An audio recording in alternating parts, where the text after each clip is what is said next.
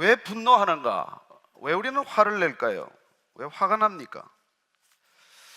이 시리즈를 해나가면서 우리가 한번 정말 우리 이 세상이 너무 분노하고 있는데 어떻게 하면 이 분노하고 있는 세상을 향해서 우리는 이 분노의 수위를 낮춰갈 것인가? 사방에 시한 폭탄처럼 이렇게 터질 준비를 하고 있는 이 분노를 우리가 어떻게 하면 가라앉힐까?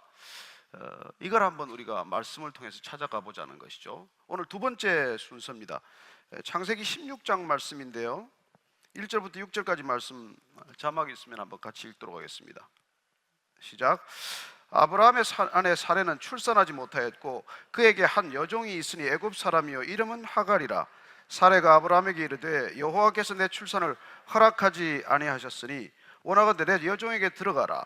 내가 혹 그로 말미암아 자녀를 얻을까 하노라 하매 아브라함이 사레의 말을 들으니라.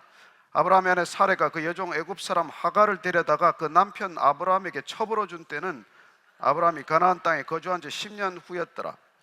아브라함이 하갈과 동침하였더니 하갈이 임신하매 그가 자기의 임신함을 알고 그의 여주인을 멸시한지라. 사레가 아브라함에게 이르되 내가 받는 모욕은 당신이 받아야 옳도다. 내가 나의 여종을 당신의 품에 두었거늘 그가 자기의 임신함을 알고 나를 멸시하니 당신과 나 사이에 여호와께서 판단하시기를 원하노라.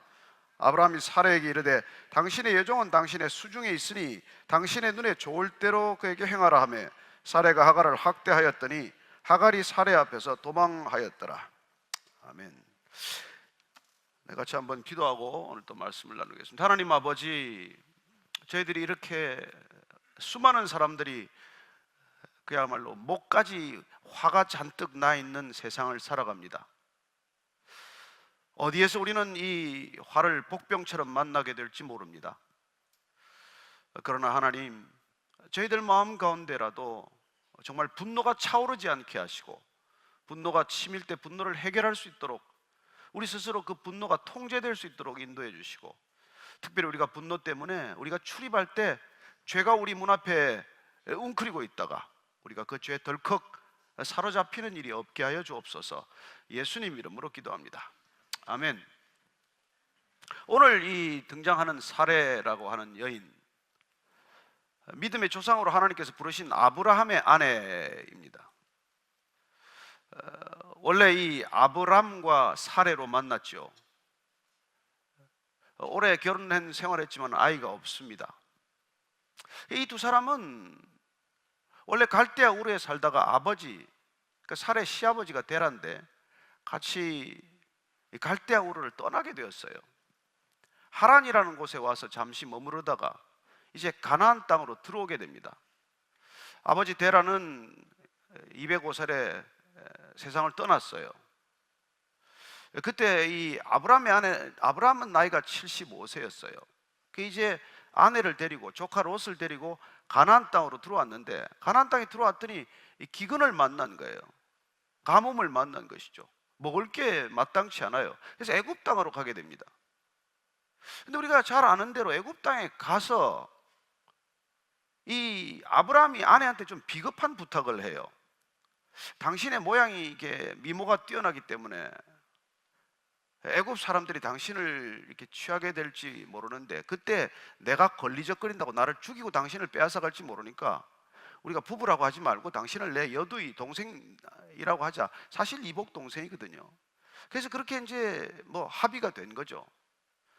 그래서 갔다가 아니나 다를까 이 사레의 미모가 눈에 띄어서 바로의 눈에 띄게 돼서 아내를 빼앗기게 됩니다. 근데 하여튼 하나님의 은총으로 하나님께서 그걸 만류하셔서 아내를 되찾게 돼요. 이 과정이 지금 앞에 이렇게 누적이 되어 있는 것입니다. 근데 하여튼 바로는 아내를 빼앗은 걸 미안히 여기고 한미천 단단히 챙겨줘요. 그래서 애굽을 떠날 때 아내 덕분에 한 재산을 만들어서 나오게 되는 것입니다. 뭐 비겁한 남자 같으면 여보 가서 별일 없었어? 뭐 바로하고 별 문제가 없었어? 그렇게 따질 법도 하지만 본인이 먼저 제안했던 일이기 때문에 묻지도 못해요. 어쨌건 다시 가나안 땅으로 되돌아온 것이죠. 근데 어쨌든 이 가나안 땅에 들어온 지가 10년이 됐는데도 문제는 아이가 안 생긴다는 거예요. 그래서 이제 사레가 애굽 여자인, 애굽 땅에서 만난 자기 여종이겠죠. 몸종을 남편한테 들여보내는 것입니다. 잘 아시다시피 그 당시 과거에는 이 아이가 없다는 것은 지금 생각하는 것과는 전혀 다른 차원의 굉장한 어떤 그런 스트레스를 주는 일이죠. 그래서 정말 견디다 못한 사례가 고민하고 국리 끝에 남편한테 내 이 여종을 들여보낼 테니 이 여종을 통해서 아이를 낳자고 이 제안을 하게 된 것입니다. 인간적인 제안을 한 것이죠. 어쨌든 하나님께서 약속을 했어요. 아브라함에게 내가 큰 민족을 이루게 될 것이다. 너는 하나님의 자녀를 갖게 될 것이고 그 자녀를 통해서 큰 민족을 이룰 것이라는 약속을 받았음에도 불구하고 그 약속을 붙들지를 못해요. 그 약속은 아브라함에게 준 약속입니다. 그런데 어쨌든 이 사례는 초조한 나머지 몸종을 첩으로 들이게 되는 것이죠. 그러면 아브라함이 어떻게 해야 되나요? 여보, 이래서는 안 된다. 우리가 하나님의 약속이 있는데 내가 당신의 몸종을 통해서 아이를 낳을 수는 없어. 그렇게 해야 마땅하지 않겠습니까? 그런데 이게 뭐 남자들의 심보가 또 심보인지라 마지 못하는 듯 받았는지 얼굴에 만면에 웃음을 띠고 받았는지는 모르겠지만 이 몸종을 덜컥 데리고 이제 임신을 한 거예요. 이게 좀 웃기도 해야 되는데 너무 진지하게 듣는데 보니까 이게 다 아는 얘기, 성경에 다 나오는 얘기예요. 그 뭐 처음 듣듯이 이렇게 확 그냥 뭐 이렇게 긴장해서 들으니까 제가 오히려 부담스러운데 다 아는 얘기란 말이에요. 성경에 다 있는 얘기예요. 근데 이제 일단 이 몸종이 하갈이 임신을 하고 나서 태도가 표변한 것입니다. 자기가 안주인 행세를 한 것이죠. 하갈이 특별히 나빠서 그런 게 아니에요. 누구나 다 그래요. 뭐가 생기고 나면 본인이 뭐나 된 것 같으면 다 태도가 표변하게 돼 있어요. 근데 문제는 아니 갑자기 하갈이 임신하더니 본인이 안주인이나 된 것처럼 행동하니까 살의 속이 얼마나 뒤집혔겠어요.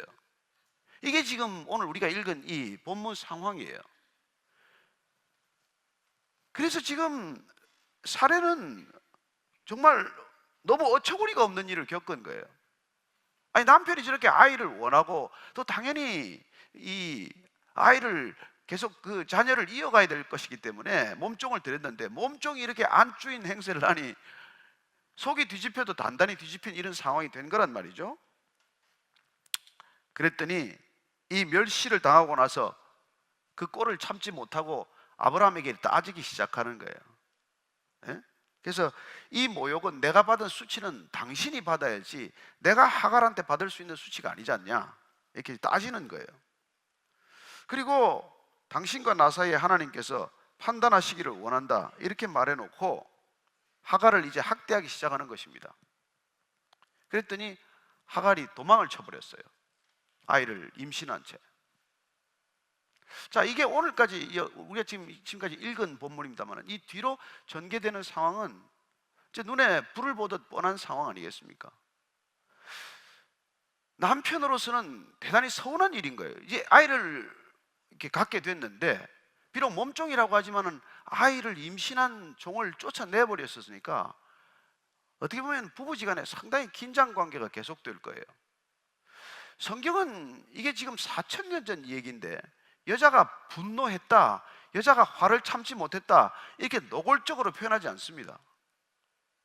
그 당시에 여자가 그렇게 마음대로 분노할 수 있는 상황도 아니었고 또 분노했다고 그렇게 마음대로 이혼을 결정할 수 있는 상황도 더더군다나 아니지 않습니까? 그래서 얼마나 이 사례가 화가 났는지에 대한 얘기는 구체적으로 성경은 기록하지 않아요. 저와 여러분들이 이 부분에서 굉장한 상상력이 필요해요. 얼마나 화가 났을까? 그리고 얼마나 남편한테 실망했을까? 여러분, 그래도 여보 하갈이라도 데리고 애를 우리가 씨바지라도 하나 얻어서 애를 낳아야지. 그러면 나중에 할망정 안 된다고 얘기를 한 번쯤 하고 가야 되는 거 아닙니까? 나한테는 당신밖에 없잖아. 여보, 그리고 하나님이 약속했는데 우리가 더 기다려 봐야지. 그렇게 한두 번 좀 튕기다가 어떻게 받아야지. 당신 어떻게 그렇게 지혜로울 수가 있어? 뭐 이런 태도로 덥석 받으면 이 여자의 마음이 어떻게 되겠어요? 그게 지금 이 아내 사례가 얼마나 지금 자기하고 살아오면서 이렇게 화가 쌓였는지를 모르는 거예요. 아이가 없다는 게 꼭 자기 책임이로만 생각하겠어요? 하나님께서 아이를 왜 안 주시느냐? 이런 데 대한, 지금이야 뭐 가서 왜 누가 어느 쪽이 문제가 있냐고 뭐 검사는 하겠지만은 그 당시 그게 아니잖아요. 그러니 사례로서는 당연히 하나님께서 아이를 안 주는 데 대한 그런 서운함이 있단 말이에요. 게다가 애굽 땅에까지 가서 변변찮은 이 남편이, 여러분 아내로서는 남편이 울타리고 다름 아닙니까? 근데 가서 아내를 누이라고 속이고 아내를 뺏기는 그런 수모를 겪어도 부끄러운 줄 모르는 남편이에요. 여러분 성경이 일일이 기록하지 않아서 그렇지만은 아브라함은 사내로서 시원찮은 남자란 말이에요. 아내를 지키기 위해서 목숨을 걸었다, 이런 얘기가 있어야 믿음의 조상이 되는 법하지 않습니까? 그 아내를 뭐 그냥 영웅적으로 뺏어와서 애굽 땅이 발칵 뒤집혔더라, 뭐 이런 얘기가 있어야지, 뺏겼다가 또 뺏겼다고 위자료까지 받아가지고 챙겨오는 이런 남편을 남편이라고 어떻게 믿고 살아요? 그러니 지금 우리가 성경에서 다 일일이 기록은 되어 있지 않지만 성경을 천천히 이렇게 생각해 보면서 읽어가면 사례는 정말 속이 뒤집히는 상황을 겪었단 말이에요. 그리고 지금 하갈을 내쫓는 일이 생겼어요. 자, 여러분 인간관계가 무너지는 게 뭘까요? 상처가 있고 분노가 있으면 정상적인 관계가 이루어지지 않습니다. 왜 분노가 위험하냐면 관계가 파탄으로 치닫게 되어 있어요. 하갈에 대한 분노가 생기면서 하갈을 학대하고 하갈을 내어 쫓는 관계가 된단 말이에요. 그럼 내쫓기는 입장은 어떨까요? 하갈이 자기 잘못한 걸 그렇게 깊이 묵상하고 회개를 할까요? 아니요. 본인은 쫓겨난 것만 억울하게 돼요. 왜 이 얘기가 지금 중요하냐면 이 사레와 하갈의 갈등, 그리고 이 두 여인이 결국 낳게 될 이삭과 이스마엘의 갈등, 이게 지금까지 이어지는 갈등이란 말이에요.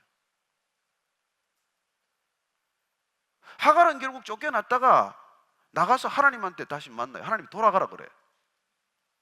너는 다시 너를 내쫓았던 사례로 돌아가라 그래요. 돌아갔어요. 가서 애를 낳긴 낳았어요. 그 아이 이름을 이스마엘이라고 지었어요. 그리고 우여곡절 끝에 또 사례도 애를 낳습니다. 근데 사례가 애를 낳기 전에 두 번이나 엄청난 일을 겪어요. 한 번은 또 그랄이라는 곳에 이사를 갔다가 그곳에 아비멜렉이라는 사람인데 또 사례를 뺏기게 됩니다. 두 번씩 뺏겨요. 그때도 누이라고 또 속였다가, 그래서 이런 남자하고 정말 살 수 있는 남자가 아니란 말이에요. 그래서 애를 낳는다는 하나님의 약속도 믿을 수가 없어요. 남편이 믿음지 않은데 하나님이 어떻게 믿습니까? 여러분 우리가 이 성경에서 이런 주제로 한 번도 생각해 보지 않아서 그런데 사례는 정말 아브라함을 견디느라고 너무너무 고생한 여인이에요. 여러분 같으면 살겠습니까? 이런 남자랑? 여기 누가 그렇게 살겠어요? 지금 우리가 뭐 믿음의 조상이 돼서 아브라함을 아브라함으로 바꿔주시고 사례를 사라로 바꿔주신 놀라운 하나님의 은혜에 관한 얘기를 그 부분만 들으니까 지금 별로 우리가 깊은 생각을 하지 않아서 그렇지, 사례라는 여인의 한 인생을 놓고 보면은 아이가 없어서 겪었던 수많은 수모, 본인이 시달려야 했을 그 불면의 밤, 뭐 이런 것들을 생각하면 정말 머리에 쥐가 날 정도예요. 그렇게 두 번씩이나 아내를 빼앗기는 수모를 겪고도 이 남편은 회개가 없어요. 사과가 없어. 두 번째도 또 돈을 한 보따리 챙겨요. 그래서 이 사람 어떻게 보면 아내 덕분에 사는 남자 같아. 아내를 파는 건 아니지만 판 거나 마찬가지로 두 번씩 그렇게 해서 한 미천씩 챙기는 사람이에요. 자, 이런 아브라함을 어쨌건 하갈이 아들을 낳고 이름을 이스마엘이라고 부르게 되고, 그리고 정말 어렵게 나이 99세에 다시 사레가 아들을 낳게 됩니다. 그 낳기 전에 하나님께서는 아브라함을 아브라함으로 바꿔주셨죠. 큰 아버지라는 이름을 갖다가 열국의 아버지, 모든 이의 아버지라는 이름으로 바꿔주셨고, 그 남편에 걸맞는 아내 이름을 위해서 사레, 나의 공주라는 이름을 모든 이의 어머니, 모든 이의라는 이름으로 또 사라고 바꿔줬어요. 그래서 어쨌건 믿음의 조상이 될 만한 이름을 줬지만은 이름에 걸맞지 않은 삶을 계속 살고 있는 거예요. 그래서 오늘 보면은 사례가 하갈을 내쫓은 얘기로서 우리가 그 정도만 읽었지만 그 뒤를 계속해서 읽어나가 보면 이 사라가 얼마나 그 마음 가운데 분노를 쌓아갔는지를 알게 된다는 것입니다. 그러다가 어느 날 이제 아들이 태어났어요. 정말 너무나 기쁜 아들이고 그 아들 때문에 웃음을 감출 수가 없어요. 그래서 아들 이름에 웃음, 기쁨이라는 이름을 지어서 이삭이라고 부르게 됩니다. 얼마나 그 집안의 큰 경사예요. 얼마나 이 아들이 소중한 아들이에요. 근데 이 아들을 이스마엘이 조롱을 하고 놀리는 거예요. 또 사례가 폭발합니다. 사라가 드디어 못 견뎌요. 그래서 이번에는 이스마엘하고 하갈을 같이 내쫓습니다. 같이 내쫓아요. 근데 아브라함은 이때도 비겁하게 별로 끼어들지 않습니다. 그건 당신의 종이니까 알아서 하라는 식이에요. 어쨌든 이렇게 쫓겨난 이스마엘도 하나님께서는 축복하셔서 한 민족을 이루게 만들었고, 그리고 이삭에서 난 이 야곱 후손을 통해서도 12지파를 형성하고 이스라엘, 오늘의 이스라엘 백성들이 존재하게 되는 뿌리가 되는 거예요. 그런데 놀랍게도 이스마엘의 후손들과 이 이삭의 후손들은 지금까지도 싸우고 있단 말이에요. 지금까지도 중동을 지금 복잡하게 만드는 이 모든 상황이 아브라함 한 사람이 아내 사라와 그리고 아내의 몸종을 같이 취함으로써 생겨난 일이란 말이에요. 도대체 우리는 오늘 이 왜 분노하는가에 관한 주제와 관련해서 사례가 왜 분노하게 되었습니까? 남편 때문에 분노한 거란 말이에요. 남편이 남편답지 못한 일을 했기 때문에, 남편이 남편다운 결정을 내리지 못하기 때문에. 성경에는 아브라함을 질책하는 표현도 없고 사례가 되어들었다는, 마음대로 분노했다는 얘기도 그렇게 쉽게 기록하지 않지만, 그러나 우리는 이 가정을 통해서 우리가 주목해야 할 것은 한 아버지가 제대로 세워지지 않았고 한 남편이 남편답게 처신하지 않았을 때 그 안에는 말할 수 없는 분노가 차곡차곡 쌓인단 말이에요. 지금이야 뭐 폭발할 수가 있죠. 마음대로 터뜨리죠. 그러나 그 당시만 하더라도 그 분노는 정말 차곡차곡 쌓여서 어느 날 어찌할 수 없는 상황까지 치닫게 되는 것입니다. 우리나라에서는 그걸 화병이라고 말해요. 요즘은 우울증이라고 말합니다. 처리할 수 없는 분노, 내가 어찌할 수 없는 이 속에 끓어오르는 분노, 이걸 우리가 제대로 처리하지 않을 때 그건 영원한 이 세상의 문제거리가 되는 거예요. 그때 이 사라가 제대로 처리하지 못한 분노, 아브라함이 사례와 하갈 간에 이 일어났던 갈등을 처리하지 않은 그런 비겁함 때문에 지금 온 인류가 고통을 겪고 있는 거예요. 어떻게 보면 저는 이게 큰 역사적인 물줄기 속에 일어난 일이지만은 우리는 날마다 이런 상황들을 가정에서 겪고 있다는 것입니다. 한국의 수많은 가정들이 마치 하갈과 사라와 같은 이런 과정 속에서 태어난 자녀들이 있고, 그리고 수많은 가정들 가운데 지금도 남편의 부정, 아내의 부정 때문에 이런 수없이 많은 갈등들이 벌어지고 있어요. 정직하지 못한 그런 불륜이라든지, 또 심지어는 남편의 불륜을 알고도 그야말로 침묵해버리는 아내의 그런 소극성 때문에 우리는 상상할 수 없는 일들이 이 사회에서 벌어지고 있는 거예요. 어떻게 해야 합니까? 우리가 다시 이 가정으로 뛰어들어서 어떻게 해야 도대체 이 분노를 사귈 수 있으며 어떻게 했으면 이 갈등이 줄어들 수 있었겠냐는 것이죠.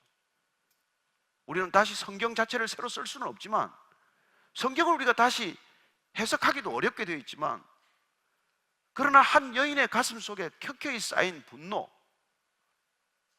우리말로 하면은 뭐 한여름에 여인이 한을 품으면은 온유월에도 서리가 내린다고 하는 그런 분노를 쌓게 만든 이 한 남편의 결정 때문에 우리는 오늘까지도 해결되지 않는 이 문제들을 보고 있는 것입니다. 그래서 오늘 우리가 정말 이 왜 분노하는가에 관한 주제와 또 어떻게 이 분노를 우리가 사겨내야 할 것인가에 관한 그 두 가지 접점을 찾는다면은 저와 여러분들이 아브라함 입장에서는 어떻게 했어야 하고 여러분들이 사라의 입장에서는 먼저 어떻게 해야 하느냐는 것이죠. 발단은 사라가 사실 만들지 않았습니까? 본인이 하나님의 약속을 믿지 않았기 때문에 인간적인 결정을 내린 거예요. 본인이 먼저 하나님의 약속을 믿지 않았기 때문에 자기가 생각한 자기 자신의 해결 방안, 인간이 생각할 수 있는 해결 방안, 그건 고작 몸종을 들여보내서 애를 하나 얻는 거예요. 여러분, 여기에 우리 분노의 원인이 있다는 것입니다. 하나님을 기준으로 삼지 않고 내 생각을 기준으로 삼았을 때 우리는 예상치 못한 분노의 상황을 스스로 만들기 시작하는 것이고, 그렇게 내가 저질러 놓은 일 때문에 내가 분노하는 일들이 생기게 되는 것이고, 내가 만든 일 때문에 내가 분노하고 그리고 관계를 파탄으로 몰고 간다는 것입니다. 저는 여러분들이 이 사례와 같은 일들을 겪지는 않겠지만, 그러나 우리가 이런 비슷한 결정들을 내 생각으로 만들고 내 생각으로 내려서 일들을 꼬이게 만드는 거예요. 저는 여러분들이 하나님을 믿는 사람이 되기 위해서 이 자리에 모였다고 믿습니다. 하나님이 여러분들에게 약속하신 바를 붙들기 위해서 왔다고 믿습니다. 여러분, 성경에는 수많은 하나님의 약속이 있어요. 붙드는 사람의 것입니다. 저는 여러분들이 성경을 그냥 읽지 않게 되기를 바랍니다. 읽을 때 이것이 하나님께서 내게 주시는 약속이라고 붙드는 것이 필요합니다. 그렇게 붙들었을 때 그 약속을 일단 붙들었으면 여러분들의 생각을 내려놔야 돼. 하나님을 일껏 우리가 만났다고 하면서 하나님을 따라간다고 하고 하나님의 자녀라는 신분을 얻었음에도 불구하고 여러분들이 인간적인 생각을 하고 인간적인 결정을 내리면은 고작 이런 결정을 내리게 된다는 거예요. 하갈이나 데리고 자십시오. 하갈을 통해서 애를 얻으십시오. 그렇게 자기가 내린 결정에 자기가 발목을 잡히고 그리고 자기 스스로 일생 동안 분노할 상황을 스스로 만든다는 거예요. 문제는 무엇입니까? 우리가 하나님을 신뢰하지 못한 것이죠. 하나님을 끝까지 신뢰하지 못하고 내 생각, 내 판단, 내 결정을 내가 내린 것입니다. 내가 책임도 지지 못할 결정이죠. 결국 이스마엘을 사례가 책임집니까? 아니요, 내쫓아버렸어요. 14살 난 아들과 그 14살 난 어머니의 홀어머니를 데리고 일생 동안 방황했을 상황을 생각해 보십시오. 얼마나 많은 한이 맺혔을까요? 얼마나 많은 분노가 또 쌓였을까요? 자, 오늘 얘기는 여기가 끝이 아닙니다. 문제는 아브라함이 이제 하나님의 음성을 또 들었어요. 이삭을 바치라. 아니, 어떻게 얻은 아들인데? 아브라함이 낳았습니까? 사레가 낳았어요. 근데 그 아들을 데리고 번제물로 드린다고 사흘 길을 또 갑니다. 의논했겠어요? 의논 안 합니다. 어쩌면 말없이 이 길을 떠났을 거예요. 다행히 이삭이 살아 돌아왔기 망정이지, 이 일의 자초지종을 뒤에 듣고 난 사라가 얼마나 속이 뒤집어졌을까요? 정말 저 인간 아니네. 저는 이 살해의 분노라는 주제로 묵상하면서 한 여인이, 우리는 그냥 믿음의 어머니, 믿음의 조상처럼 기록되어 있는 이 일생을 우리는 깊이 생각 없이 그냥 쑥 읽어가지만 살해는 127세에 죽습니다. 남편 아브라함보다 일찍 죽어요. 남편은 175세까지 살아요. 보통 여자가 오래 살지 않습니까? 얼마나 속을 뒤집어 놨으면 그렇게 일찍 죽냐고요. 고작 이제 아브라함은 나중에 그 아내 무덤을 하나 사기 위해서 은 400세겔을 주고 막벨라 동굴을 하나 사서 묻어 주기는 합니다만은,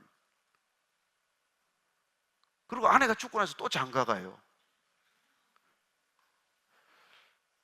뭐 정말 뭐 보면은 뭐 성경은 다 좋은 듯이 써놨지만 이 사라의 분노, 그 분노가 하갈과 이스마엘을 향했을 때 여러분 이 분노는 마치 우리가 온유월 설이 내린다는 식으로 지금까지 그 분노가 주렁주렁 매달려 있는 거예요. 여러분 아랍 민족은 이스라엘의 후예입니다. 유대인들은 이삭의 후예예요. 지금도 원수지간이 되어 있습니다. 남편이 처신 잘했다면, 아내를 충분히 사랑했다면, 그래서 하갈이 사라가 남편 아브라함의 너무 큰 사랑 때문에 자기 몸종으로 인해 얻은 이스마엘을 내 자식처럼 키울 수만 있었다면 인류가 겪지 않을 이 고통을 한 여인의 분노를 통해서 우리는 지금 경험하고 있는 것이죠. 하나님께서는 그럼에도 불구하고 이 놀라운 분노의 열매, 포도송이처럼 이 맺힌 분노의 열매를 통해서도 하나님은 구원의 섭리를 이루어 가시는 분이지만은 그러나 두고두고 올 세대들이 겪는 이 고통, 이 갈등, 이 전쟁 상황은 한 여인이 풀지 못한 분노 때문에 생긴 일이라는 것입니다. 저는 그런 점에서 오늘 이 저녁에 다시 한번 남편들이요, 아내의 분노에 주목하기 바랍니다. 아내들이요, 어떻게 했는지 분노를 해결하지 않으면 가문을 두고 이어가는 후손들의 분노가 된다는 것을 잊지 마십시오. 당대의 분노는 해결되어야 합니다. 여러분들의 분노는 끊어져야 합니다.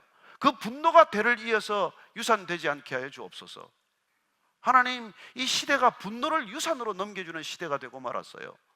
우리가 이 시대에 분노를 지혜롭게 해결하지 못하면, 분노에 묶여서 죄의 종이 되면 우리의 자손, 우리의 후손들이 희망이 없습니다. 저는 여러분 안에 있는 분노를 들여다보게 되기를 바랍니다. 그리고 해결할 수 있게 되기를 바랍니다. 하나님한테 정직하십시오. 솔직하게 그 분노를 드러내놓고 기도하십시오. 그리고 그 분노가 사그러들 때까지 하나님과 씨름하십시오. 그 분노가 열매되지 않게 하여 주옵소서. 이렇게 기도하십시오. 오늘 한 여인의 분노가 우리 모두의 분노가 되지 않기를 바라면서 우리가 함께 한번 잠깐 기도했으면 좋겠어요. 내 안에 있는 분노, 특별히 내가 아내를 분노케 했다면 그 분노가 열매 맺지 않게 하여 주옵소서. 하나님의 사랑이 열매 맺게 하시고 아름다운 부부관계가 열매 맺게 해 주옵소서. 우리가 우리의 가정을 위해서, 한번 부부관계를 위해서, 그리고 우리 각자 마음 가운데 있는 분노가 녹아질 수 있도록 잠깐 기도하고 말씀 또 나누도록 하겠습니다. 잠깐 기도하시겠습니다. 하나님 아버지, 보이지 않는 분노, 끔찍한 분노, 하나님 이 분노가 죄의 덫에 걸리지 않게 하여 주옵소서. 이 분노 때문에 누군가를 미워하지 않게 하여 주옵소서. 이 분노 때문에 관계가 파탄나지 않게 하여 주옵소서. 하나님, 이 땅의 분노가 수많은 관계를 파탄으로 몰고 갑니다. 살인으로 몰고 갑니다. 그리고 끝내 회복할 수 없는 관계로 치닫게 됩니다. 주님, 우리 각자 안에 있는 분노를 들여다보게 하시고 분노의 뿌리를 들여다보게 하시고 이 분노를 주님 앞에서 정직하게 꺼내놓게 하시고 그리고 주님께서 만져주실 때 눈 녹듯 사라지는 경험을 하게 하여 주옵소서. 하나님 아버지, 우리 각자 안에는 꺼내놓지 못한 분노가 있습니다. 솔직하게 말할 수 없는 분노가 있습니다. 화병처럼 내 안에서 무거운 납덩이처럼 가라앉아 있는 것이 있습니다. 주님 앞에 다 꺼내놓게 하여 주옵소서. 그래야 수고하고 무거운 짐을 주님 앞에 다 내려놓고 쉼을 얻듯 그렇게 모든 분노로부터 자유한 인생들 되게 하여 주옵소서. 예수님 이름으로 기도합니다. 아멘. 목사님, 이 다음에 네. 우리 아브라함 형님 뵈면은 어쩌시려고 오늘 너무 까신 것 같아요. 아니 오늘 진짜 우리 믿음의 조상께서 남자망신 다 시켰어. 제가 보니까 제가 이게 사라 쪽에서 생각해 보니까요. 예, 어떻게 살았나 싶어요. 그렇죠. 진짜 우리 사라 누님은 진짜 내적 치유 여러 번 해야 돼. 진짜. 예, 제가 그동안에는 좀 아브라함 입장에서 봤는데 예. 사라 입장에서 보니까 그 살아준 게 대단한 것 같아. 근데 저는 제 아내를 묵상하게 되었습니다. 아니 근데 사실은 남자들 다 그런 것 같긴 해요. 아니, 근데 다 그렇지는 않죠. 다 그렇지는 아유 않은데 근데 아유 정말 훌륭한 남자들이 근데 있겠죠. 우리 있는데. 그 하나님께서 어떻게 이런 이런 분을 저는 조상으로 믿음의 조상으로 그래서 하셨다는 게 아브라함을 믿음의 조상으로 만든 이유는 삼은 이유는 딱 하나예요. 너무 변변치 않아서 그런 겁니다. 아, 예, 기준을 워낙 낮춰놨기 때문에 너 아브라함보다 낫다. 그 얘기를 하는 거예요. 좀 잘 못 알아들었어요. 아니 여러분 모르시겠습니까? 아브라함 같은 남자도 믿음으로 부르면은 이런 사람이 될지인데 여기 희망 없는 사람은 없습니다. 여기 솔직하게 아브라함보다는 다 괜찮은 사람. 그렇지. 우린 두 번이나 마누라 팔진 않았으니까. 우린 그렇게 그러지는 않아요. 그렇죠. 우리 그렇게는 안 살았어요, 진짜.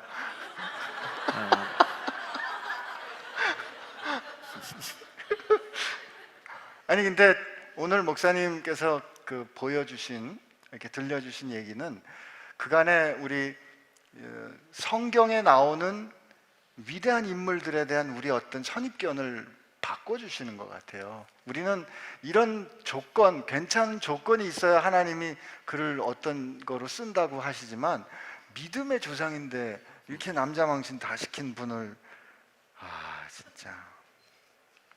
저는 아내 팔아서 돈 번 적은 없습니다. 아이 그래도 고생은 많이 시키셨죠. 고생은 뭐 좀 솔직히 시켰지만, 해야지 우리가. 예, 그러나 뭐 아내를 누이라고 한 적도 없고, 네. 예, 저는 그러지는 않았습니다.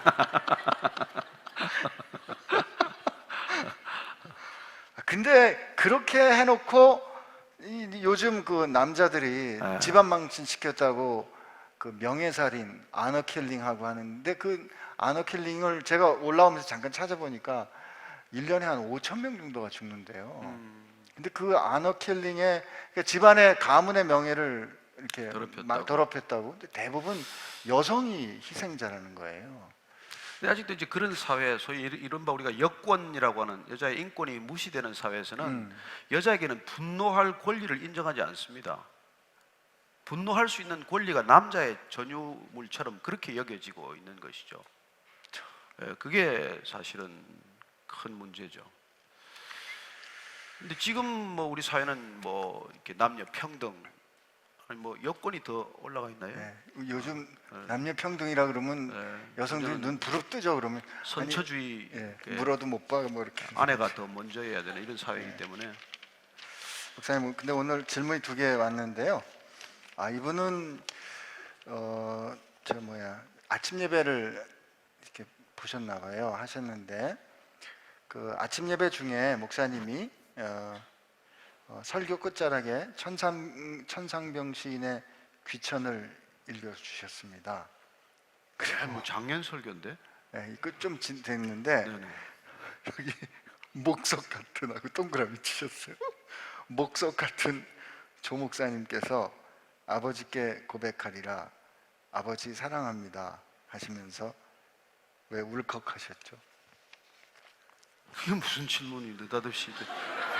이거 미리 적어 오신 거예요. 아니 난 울면 안 됩니까? 아니 혼자서 잘 울지만 뭐 사람 많은 데야 뭐 그렇게 좀 울긴 그렇잖아요. 그렇지만은 제가 예수 만나고 나서 울 수 있는 남자가 됐어요. 그전에는 뭐 피를 한 방울 이렇게 흘리지 않을 거라고 그러고 눈물 샘이 말라가지고 그 뭐 병원에 가서 눈물 샘을 뚫고 그런 일을 했는데 이상하게 이게 은혜를 받고 나니까 주책 없이 자꾸 우는 거예요. 처음에는 회개의 눈물이었습니다. 근데 점점 그게 기쁨의 눈물이에요. 아버지라고 부를 때 막 그냥 울컥울컥 할 때가 있고. 예, 그래서 저는 뭐 요새는 시도 때도 없이 이제 우는 남자가 됐지만, 그래서 이제 그렇게 아버지 부르면 이렇게 또 눈물이 날 때가 있어요. 사랑한다, 아버지 사랑한다고 고백하면요, 정말 그분이 나를 더 사랑한다는 게 느껴지면 또 울컥하는 거죠. 그게 궁금하대요? 질문이에요? 네. 뭐 비교적 쉬운 질문 해주셔서 감사합니다. 여러분 그 귀천 한번 읽어 보시면 인생을 이렇게 소풍같이 살다가 그분 앞에 섰을 때 살아온 날들을 이렇게 생각하고 살아온 날들 고백하고 기억하면서 아빠, 아버지 사랑합니다 하는 그런 것 때문에 더 그러지 않았을까 싶어요. 기왕이면 귀천을 그냥 읽어 예, 지금 찾고 계세요 혹시? 네. 저 목사님 혹시 귀천을 찾으실 때 아니 안 찾아요. 안 찾아요? 예. 네. 다음 질문으로 각자 넘어가겠습니다. 찾아오면 돼요. 각자 오늘 찾아오면. 숙제 천상병 시인의 귀천을 찾아 읽어보기입니다. 네. 나 하늘로 돌아가리라 뭐 이렇게 되어 있는 건데요. 다음 질문 하나 드리겠습니다. 안녕하세요. 여자친구를 따라 예, 하나님을 믿어보고자 교회를 다닌 지 1년 정도 된 청년입니다. 여기도 보면 변변찮네. 1년간 잘 풀리지 않는 점이 있습니다. 기독교를 믿지 않으면 흔히 말하는 천국이라는 곳에 갈 수 없는 건가요? 궁금합니다. 이 땅에 많은 사람들의 죄를 대신 지시기 위하여 오셨는데 왜 믿지 않는 사람들과 믿는 사람들의 구분을 하여 대하는 것인지 궁금합니다. 우리들을 위해 오셨다면 하나님에 대한 믿음에 대한 것을 굳이 따지고자 하시는 이유는 무엇인가요? 만약 제가 전지전능한 위치에 있다면 아무것도 따지지 않고 모두를 천국에 데리고 가고 싶은데. 이게 믿음에 대한 오해가 있는 것 같은데, 여러분 믿음은 호적 정리하는 거예요. 아버지를 아버지라고 부르는 게 믿음입니다. 그래서 예수님께서 하나님을 아빠라고 부르게 하셨죠. 그럼 아빠가 되고 아들이 되는 관계, 아버지와 자녀에 되는 관계를 믿음이라고 합니다. 여러분들이 태어나면 아빠를 아빠라고 부르는데 의심하지 않습니다.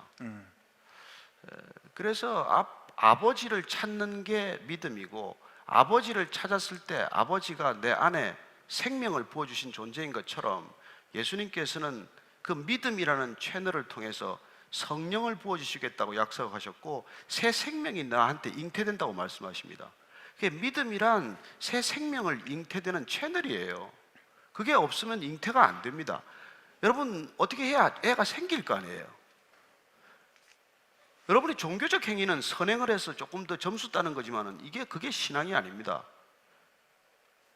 그래서 기독교를 믿어야 되는 게 아니에요. 하나님을 믿는다는 것은 하나님의 생명이 나한테 들어오는 거예요. 이걸 죽고 사는 문제라고 말합니다. 영원한 죽음, 영원한 삶의 기로의 갈림길에 있기 때문에 우리가 그토록 애절하게 말하는 거예요. 이거 받아라. 새 생명을 받아야 된다. 거듭나야 된다. 하나님의 자녀가 되어야 된다. 그런 얘기를 하는 거예요. 이걸 자꾸 혼동하게 만들면 안 됩니다. 그래서 안 믿어도 뭐 착한 일 하면 되지 뭘 꼭 믿어야 되냐. 아니 착한 일 한다고 애가 생기냐고요. 같이 살아야 애가 생기지. 그래서 우리가 새 생명이 나한테 잉태되어야 한다. 이 원리를 자꾸 우리가 혼동하기 때문에 왜 꼭 기독교만 그렇게 하냐는 거예요. 기독교만. 예수님은 기독교를 창시하러 오지 않았어요. 기독교는 인간이 만든 겁니다. 예수님은 생명을 가지고 오신 분이에요. 그냥 사랑하러 오신 겁니다. 우리를 얼마나 사랑하면 그냥 대신 죽겠어요. 그분은 종교가 아니에요. 종교 나부랭이가 아니란 말입니다.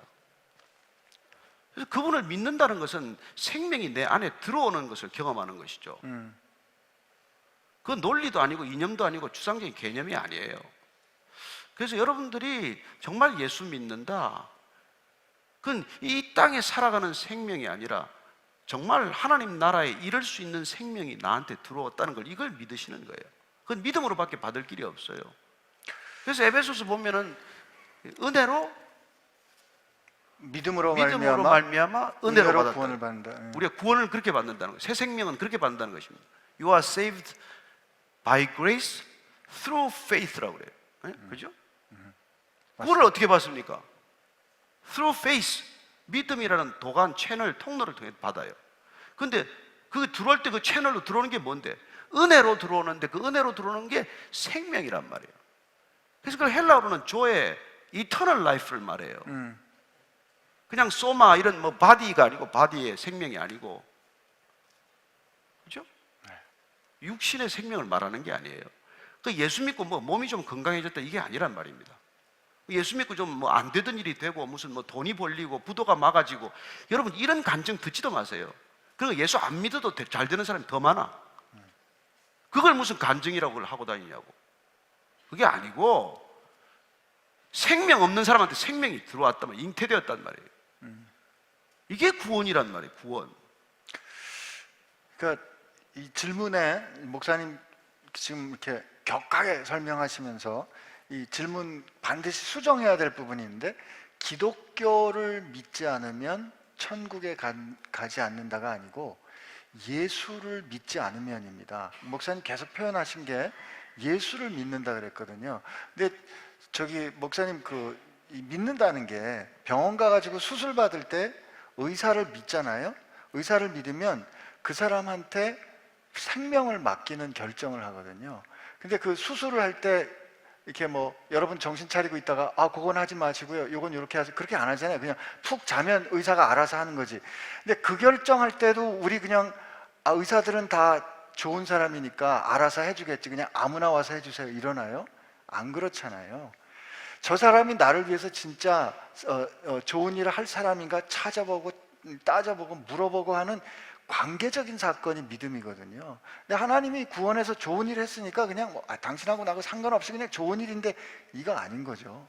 구원이란, 오늘 목사님께서 생명이 들어온다, 사람이 거듭 태어난다는 거는 관계적인 사건이기 때문에 그 관계 가운데 들어가지 않으면 이 구원이 실제가 일어나지 않는 거 아닐까 싶어요. 그럼 우리가 이제 그 새 생명이 잉태될 때 그래요.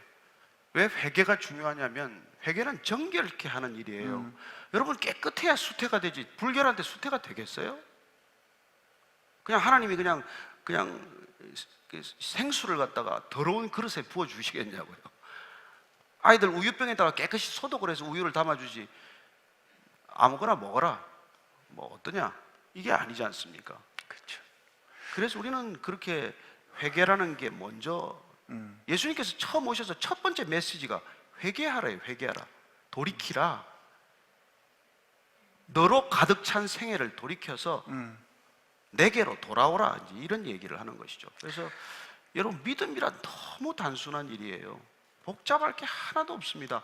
복잡하게 만든 건 전부 종교적 시스템이에요. 하긴 목사님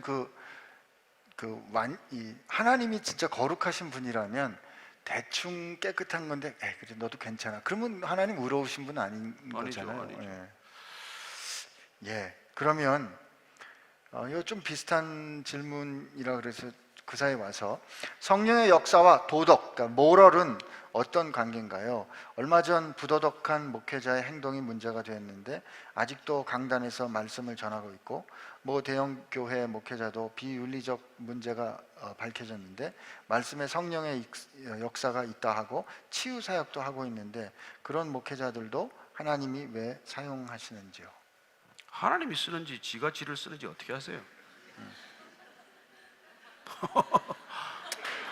하나님 쓴다고 한 적이 없는데 본인이 쓰임 받는데죠. 하긴 예수님 말씀하셨잖아요. 주여 주여, 내가 주의 이름으로 선지자 노릇하고 귀신도 내어 쫓고 뭐 이런 일을 했습니다. 그랬더니 야, 나는 너를 알지 못하는데 이 불법을 행한 자들아 내게서 멀어져라는 말씀 예수님 그냥 하시는데, 우리가 이제 뭐 아까 우리가 사람을 믿으려면 한 10년 두고 봐야 되잖아요. 그냥 한마디 그냥 듣고 그냥 금방 믿습니까? 아니잖아요. 믿을 만한 관계가 있어야 되잖아요. 그럼 저 사람이 성령의 사람이라고 주장하는데 성령의 사람은 어떻게 우리가 알 수 있을까요? 바울이 성령 인덱스를 주셨어요. 성령의 인덱스. 저 사람이 성령인지 악한 영인지 불결한 영인지 더러운 영인지 알 수 있는 인덱스를 9가지 주셨단 말이에요. 정말 사랑하냐? 진짜 진정한 기쁨이 있나? 화평케 하는 사람인가? 저 사람이 가면 그냥 싸움이 일어나고 갈등이 일어나는데 그 사람은 성령의 사람일 수가 없어요. 그 다음에 진짜 오래 참는 사람이냐? 인내가 있냐? 자비로운가? 굿니스, 선함이 있나? 저 사람한테. 그 다음에 충성, faithfulness가 있냐는 거예요. 늘 하나님 앞에 신실한가? 온유한 사람인가? 늘. 그 점에서 저는 좀 아닌 것 같아요. 그죠? 온유하세요. 그다음에 절제. 그다음에 셀프 컨트롤. 마지막에 셀프 컨트롤. 이런 게 시간이 있어야 검증되는 거지 한숨에 검증되지 않습니다. 뭐 금리빨이 생겼다 이런 게 아니란 말이에요. 그 희한한 능, 그러니까 소위 말하는 뭐 병도 낫고 무슨 뭐 이런 능은 사단도 할 수 있는 일이지 않겠습니까? 그냥 우리 신념을 가지고도 일어날 수 있는 일이고. 하여튼 영적인 능력이 있습니다. 다양한 능력이 있지만 그게 성령의 능력은 아니란 말이에요. 성령의 능력은 관계적인 능력이에요. 성품이 바뀌는 능력이에요. 그래서 그건 시간이 걸리는 능력이라는 것입니다. 참 이런 질문을 계속 우리가 받아야 되는 게 아무튼 가슴을 치고 안타깝죠. 안타까워해야 될 일일 것 너무 같습니다. 영적으로 혼란스러운 시대를 살기 때문에 무슨 영적인 능력만 나타나면 그러면 뭐 저기 미아리 점집에서 나타나는 능력은 어떻게 생각을 하세요? 성령의 역사입니까? 아니잖아요. 그리고 여러분 뭐 작두 타는 능력 같은 게 목사는 아무도 없어요. 네. 그 굉장하더라고요. 우리는 작두 안 탑니다. 작두 안 타. 그 왜 칼이 왜 올라가요? 위험하게. 그 위험하게. 그게 좀 있어 보이니까 이제 그렇게. 아니 있어 보여도 그렇지 왜 칼은 뭐 무슨 뭐 나무를 자르든지 뭐 오이를 썰라고 한 거지 그걸 사람 발 썰라고 만들어 놓은 거예요. 그 왜 올라가요 그게? 다 여러분들을 속이기 위한 거 아니겠어요? 정상적인 사람이 거기 뭐하러 올라가겠냐고. 정상 아니에요 그분들은. 네. 목사님 좀 이렇게 이 아버지께 드리는 질문인데요. 네. 아버지가 제 앞날 및 결혼을 급했나 봐요. 또 나왔어. 아버지가 조급하게 저한테 이야기하는 걸로 자꾸 다투게 됩니다. 제가 어떻게 해야 되는지 어렵습니다. 저도 노력하고 있는데요. 다만 저는 참고로 30대 초반 남성인데도요. 정말 아빠와 잘 지내고 싶습니다. 아빠와 잘 지내고 싶다고요? 어떻게 하면 그래도 아빠랑 잘 지내고 싶대네. 그냥 아버지가 뭐 이렇게 자꾸 화를 내면 가서 확 껴안아 버리세요. 그냥 확 껴안고 아버지 사랑합니다 그러면 돼요. 그러면 그 아버지가 울어요. 그 아버지는 사랑받지 못한 세대입니다. 한 번도 누구로부터 사랑받지 못한 아버지일 가능성이 대단히 많아요. 저는 우리가 정말 그냥 무식하게 사랑해야 돼요. 그럴 때는 아버지하고 논쟁은 금물입니다. 그리고 아버지는 당연히 자식한테 화를 낼 수 있는 권한이 있다고 생각을 해요. 아니거든요. 그 아버지 불쌍한 아버지, 우리 세대 윗세대가 저 같은 사람 우리 세대가 말이죠. 6.25 전쟁 때 태어나고 뭐 없을 때 태어나고 해서 한 번도 정상적인 어떤 그런 관계나 풍성함이나 여유로움 이런 그 깊은 자애로움, 사랑 이런 거 없어요. 경험하지 못했거든요. 그래서 제가 조금 싸납잖아요. 아닌가요? 아니에요. 그래서 하여튼 여러분들이 정말 그렇게 여러분들 세대는 다르잖아요.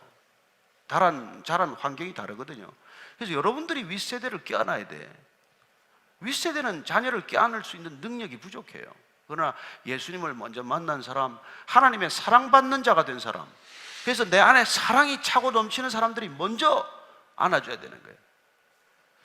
제가 실제로 그런 일이 있기 때문에 그런 얘기를 하는 거예요. 제주도에 있는 분인데 이제 이분이 아버지 학교를 등록을 한 거예요. 아버지 학교 숙제가 아버지를 한번 허깅해 주라는 거예요. 제주도에 나갔다가 아버지가 이제 픽업 한다고 나왔는데 숙제하느라고 아버지 사랑합니다 이랬더니 아버지가 울기 시작한 거예요. 제가 아는 분 이렇게 군 장성입니다만은 아이를 그냥 너무 많이 두들겨 패가지고 아이가 그냥 뭐 엉망진창이 된 거죠. 아버지에 대한 그냥 증오심이 불끓듯 하는 아이인데 이 아버지가 예수를 믿고 나서 아들한테 한번 아들을 이렇게 때렸는데 그러고 나서 이제 회개가 된 거예요. 그러고는 갑자기 무릎을 꿇고 울은 거예요. 미안하다 하면서 울기 시작한 거예요. 근데 이 아들이 너무 충격을 받았어요. 우리 아버지가 울 수 있구나. 우리 아버지도 우는구나. 눈물이 있구나.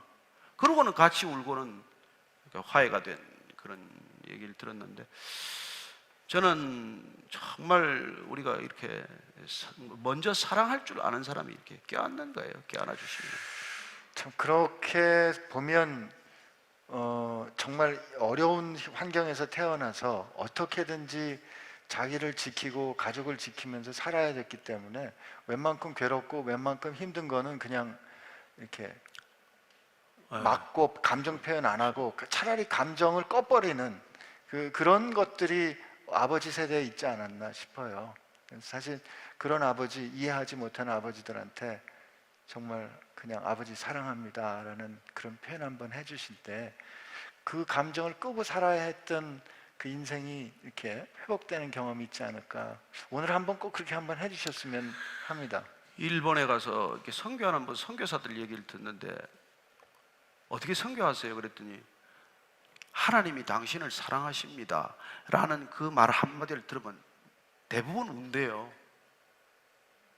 사랑한다, 누군가 나를 사랑한다는 얘기를 들어본 적이 없는 거예요. 우리 사회가 전부 분노하고 있기 때문에 그 분노는 사랑으로 녹여내야 되는데 한 번도 누가 나를 사랑한다는 얘기를 해준 적이 없는 거예요. 근데 하나님이 누군지 모르겠는데 나를 사랑한대요. 그 말 한마디에 마음이 무너지고 녹는다는 겁니다. 저는 주님께서 십자가에서 팔을 벌리고 내가 너를 이렇게 사랑한다고 고백한 거거든요. 그래서 요한복음 3장 16절 성경의 가장 위대한 선언은 하나님이 세상을 이처럼 사랑하사 십자가에 팔 벌리고 죽을 만큼 사랑하사 너를 우리를 자녀 삼으셨다고 말씀해 주시는 것이죠. 그게 우리 안에 믿어지는 사건이 구원 사건이란 말이에요. 그걸 믿게 되면 생명이 우리한테 잉태되는 사건이 있단 말이에요. 그럼 우리는 다른 인류, 다른 인종이 되는 것입니다. 더 이상 분노에 사로잡힌 인생이 아니라 사랑에 사로잡힌 인생이 되는 것이죠. 그래서 인생 가운데 있는 분노의 악순환의 고리가 끊어지는 것을 경험하는 것이죠. 더 이상 미워하려도 미워하기가 어려워요. 그전에는 노력하지 않아도 미워졌는데 지금은 미워하려고 애를 써도 안 미워지는 삶이 시작이 되는 것입니다. 나를 미워해? 안 하잖아요. 네, 제가요? 혼나려고. 제가 겪어보면요, 항상 진짜 제가 10 사랑하면 11만큼 사랑받는 것 같아요. 이 아랫사람들은 잘 모르는 것 같아요. 이게 늘 우리는 윗사람들이 좀 너무한다 이런 생각하지만 윗사람들은 10개 얘기하고 싶은데 10개 얘기하는 분 많지 않은 것 같아요. 없다는 뜻 아닙니다. 근데 10개 얘기하고 싶으면 대개 한두 개 얘기하는 게 윗사람이고 아버지 아닌가.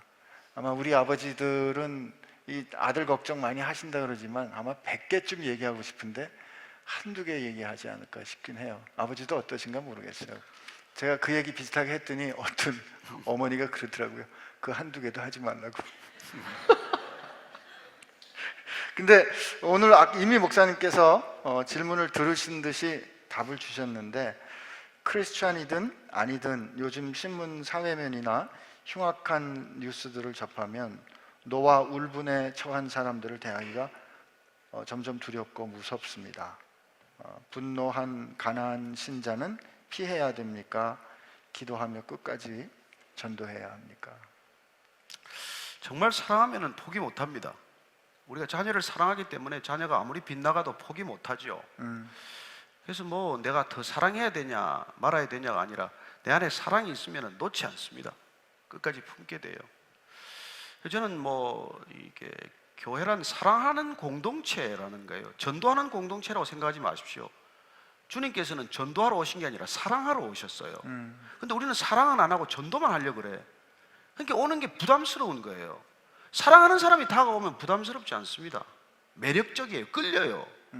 근데 사랑은 없는데 자꾸 뭐 예수 믿으라 교회 오라 이러니까 짜증스러운 거예요. 저는 여러분들이 더 사랑할 줄 아는 사람이 되기를 축복합니다. 아멘. 자녀들도 사랑하라고 준 것이지 뭐 성경 공부시키라고 준 게 아니에요. 성경은 지가 알아서 보게 돼요.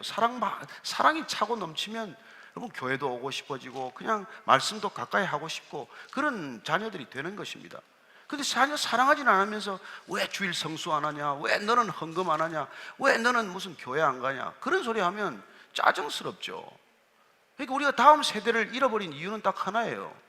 사랑하지 않는 자녀들이 되었기 때문에 그 자녀들이 우리가 가진 신앙 안으로 안 들어옵니다. 부모가 나를 사랑하지 않는다는 걸 자녀들이 제일 알지 누가 알겠어요. 말은 사랑하죠. 그러나 자녀 사랑하는 방식이 우리가 집착이고 내 체면이고 나를 더 사랑하기 때문에 자녀를 사랑할 뿐이지 정말 자녀를 사랑해서 내가 나를 희생하고 있습니까? 그걸 자녀들이 너무 잘 알거든요. 여기 저 사람은 교회 다녀도 장로가 돼도 목사가 돼도 아니라는 걸 자녀들은 정확히 알고 있어요. 정확히 알고 있어요. 목사님 그렇게 얘기하실 때 저를 자꾸 가르치지 마시고 시간이 꽤 그리고 된것 이제 같아요. 이게 사랑하는 방식을 좀 이해를 해줘야 돼. 예, 우리는 좀 이렇게 막 욕을 하면서 사랑하는 세대예요. 그럼요. 욕을 해도 이게 사랑이 있는 거예요. 아니 사랑해야 해 욕을 욕하지. 하는 거예요. 아니면 뭐 우리는 저는- 관계가 없으면 욕도 안 그래요. 하거든요. 근데 사랑하기 때문에 욕도 좀 하는데 그 욕을 들으면 충격을 받는 시대가 이제 여러분 되고 말았는데, 옛날에 그 왜 콩나물집 300집이라고 있잖아요. 아, 맞아요. 300집. 그 전주 콩나물 해장국의 할머님이 사랑하기 때문에 300그릇만 파는 거야. 300그릇. 그 막 욕하면서. 그리고 욕해가면서 막 뭐 이거 입에 담지 못할 욕을 하는데, 그 욕을 들으면서도 그걸 먹겠다고 오는 거야. 그 욕이 아니라 사랑이기 때문에. 그 할머니는 욕으로 사랑을 표현할 뿐이거든요. 근데 욕으로 들으면 못 가지, 기분이 나빠서. 이거 뭐 내가 욕 얻어먹으러 왔나? 옛날에 그 이제 박정희 대통령한테도 욕을 한 거 아니에요. 이 사람은 뭐 이게 대통령쯤 생겨가지고 뭐하러 왔냐고 욕을 바가지로 했는데 그래도 먹고 갔다는 거예요. 그래서 그 할머니 이제 요새는 뭐 300그릇이 아니라 한 3,000그릇 팔겠죠. 네. 그 당시에는. 근데 나는 이제 이게 한 예지만, 우리가 어떤 때는 좀 거칠고 또 말이 거칠고 표정이 거칠더라도 사랑이 있는 사람이 있고, 아주 나이스하고 젠틀해도 교활한 사람이 있거든요. 저는 그리스도인들이 그렇게 안 됐으면 좋겠어. 크리스찬이 아닌데 혼동을 넘어져서 이 사회가 기독교에 대한 반감을 갖게 된 거예요. 크리스찬이란 뭔지 아세요? 작은 그리스도예요. 비올라가 큽니까? 바이올린이 큽니까? 비올라보다 작은 게 바이올린 아니에요. 크라이스트보다 좀 작은 게 크리스찬이란 말이에요. 근데 그 크리스찬을 싫어하겠어요? 그게 우리 안에 그리스도가 들어왔다, 이게 새 생명이 잉태될 때 우리가 일어나는 현상이란 말이에요. 여러분, 새 생명이 들어오면 못 속입니다. 임신했는데 어떻게 속여요? 배가 불러오는데. 저는 우리가 이 시대가 그리스도인들이 욕을 먹는 건 걱정하지 마십시오. 가짜 그리스도인 아닌데 사기치고 다니는 사람 때문이지, 진짜 그리스도인 때문에 시험 들지 않아요. 괜찮습니다. 저는 오히려 정말 복음이 전해질 수 있는 시대가 되었다고 믿어요. 예, 우리가 뭐 계속 할 수도 있지만. 네. 어유 시간 네. 꽤 됐죠? 네. 배고프죠? 네. 네. 맛있는 거 드세요. 괜히 여기 데리고 와가지고 그냥 보내지 말고 돈 좀 쓰세요. 돈 좀 쓰세요. 예? 교회 갖다 줄 생각하지 말고 여러분 옆에 있는 이웃들한테 좀 쓰세요. 아니 그리고 네? 참고로 오늘 전주집하고는 뭐 특정한 관계는 뭐. 없는 거로 우리가. 혹시 택시 타고 오면 1,000원만 줄 거 한 2,000원 줘보세요. 제가 3,000원 줬더니 대통령 출마하래. 맞아. 기도할게요. 축도 잘하세요. 잘하시고. 오늘 목사님이 사랑하면 된다고 말씀하셨는데, 우리가 사랑을 이렇게 울컥하는 감정이나 아니면 자기 욕망을 쫓아가는 그걸 사랑이라고 말하지만, 성경은 사랑을 이렇게 말합니다. 사랑은 오래 참고, 사랑은 온유하며, 시기하지 아니하며, 사랑은 자랑하지 아니하며, 교만하지 아니하며, 무례히 행하지 아니하며, 자기의 유익을 구하지 아니하며, 성내지 아니하며, 악한 것을 생각하지 아니하며, 불의를 기뻐하지 아니하며, 진리와 함께 기뻐하고, 모든 것을 참으며, 모든 것을 믿으며, 모든 것을 바라며, 모든 것을 견디느니라. 나는 우리가 이런 사랑하게 되기를 바랍니다. 하나님, 참 어려운 시대를 우리가 살아가는데 하나님의 사랑받은 자녀답게 이 뜨거운 거룩한 사랑으로 우리를 사랑하신 것처럼, 그 사랑을 잊어버린, 사랑받지 못하고 산 아버지나 또 사랑 때문에 아파하는 자녀들을 뜨겁게 품어줄 수 있는 저희들 되게 하여 주옵소서. 이제는 그 생명을 깨뜨려 우리를 사랑하셔서 우리로 사랑이 무엇인지 맛보아 알게 하신 예수 그리스도의 은혜와 그 독생하신 아들을 내어주시기까지 하나님을 욕하고 거스렸던 하나님의 원수된 우리를 사랑하신 하나님 우리 아버지의 사랑하심과 끝까지 참아주시어 우리가 하나님의 자녀된 것을 증언해 주시는 성령님의 역사하심이 마침내 사랑으로 분노를 이기는 영광을 경험하기로 결심하고 기도하는 사랑하는 지체들 가운데 함께 하시기를 주의 이름으로 축원하옵나이다. 아멘.